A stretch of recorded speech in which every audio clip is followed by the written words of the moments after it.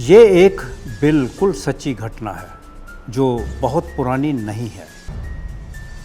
गांव का माहौल, गर्मी का मौसम, स्कूल से बच्चों को छुट्टी हुई थी। घर पर आने के कुछ ही समय बाद हर रोज़ की भांति बच्चे खेलने कूदने के लिए गांव के बाहर मैदान में मस्ती कर रहे थे। कोई कबड्डी का मज़ा ले रहा था, कोई खो खो का और कुछ गिल्ली डंडा खेलने में मस्त थे। अधिक गर्मी के कारण पसीने से लथपथ, पर बच्चे तो बच्चे ही होते हैं। खेलते खेलते जब वो बहुत थक गए तो बच्चों ने एक और मस्ती करने की सोची। बहुत सारे बच्चों ने गांव के बाहर एक तालाब की ओर जाने का निश्चय किया ताकि गर्मी से राहत मिले और थकान मिटे। तालाब के पास पहुंचते ही कपड़े उतारे और पानी में कूद गए। बच्चों को इस बात का ध्यान ही नहीं रहा कि गांववासी शाम होते उस तालाब की ओर नहीं आते थे।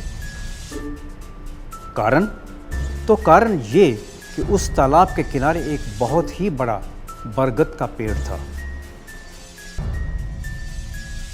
गांव वालों के मन में ये बात घर कर चुकी थी कि उस पेड़ पर प्रेत आत्माएं निवास करती हैं। वो पेड़ इतना विशाल और इतना घना था कि लोग शाम ढलने के बाद उसके आसपास तक जाने से डरते थे।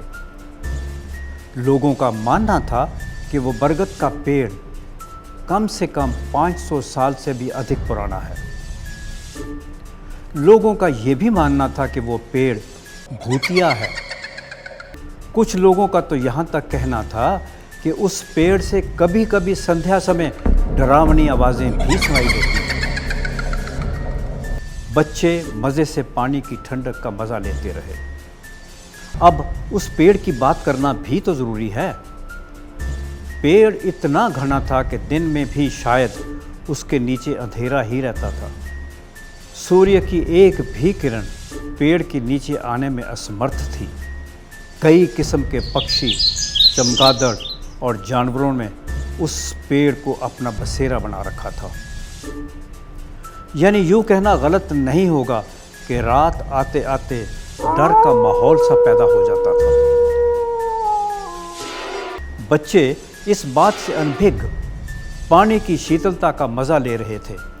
बच्चों को ध्यान तक नहीं रहा कि कब एक बच्चा नहाते नहाते बेहोश हो गया और कब उसके मुख से झाग जैसी वस्तु निकलने लगी। दहशत का माहौल छा गया। खुशी की आवाज़ें आनी बंद हो गईं। सन्नाटा छा गया। कई बच्चे दहशत के मारे कांपने लगे। समझ में नहीं आ रहा था कि करें तो क्या करें। मुश्किल से कुछ बच्चों ने बेहोश हुए बच्चे को तालाब से बाहर निकाला और उससे होश में लाने की कोशिश करने लगे, पर लाभ नहीं हुआ। पता ही नहीं चला कि उनमें से कब एक बच्चा भागकर उस बच्चे के घर वालों को बताने चला गया। जब उस बच्चे के घर वालों को इसकी जानकारी मिली तो जानते हैं, घर वालों ने रोना चिल्लाना शुरू कर दिया और उसी बच्चे को कोसने लगे कि क्यों वो लोग उस मनहूस पेड़ वाले तालाब में मस्ती करने चले गए थे। उस बच्चे की मां ने तो चिल्ला चिल्ला कर सारे घर को अशांत कर दिया। वो बच्चा अपने बाप की आखिरी निशानी थी, जिनकी कुछ समय ही पहले मृत्यु हुई थी। जब ये समाचार गांव में पहुंचा तो तरह तरह की बातें होने लगीं। हम ना कहते थे कि संध्या के समय उस पेड़ के पास नहीं जाना चाहिए। अब हमारी कथनी सिद्ध हो रही है। जरूर किसी प्रेत आत्मा ने उस बच्चे को अपने वश में कर लिया होगा। ना जाने अब क्या होगा।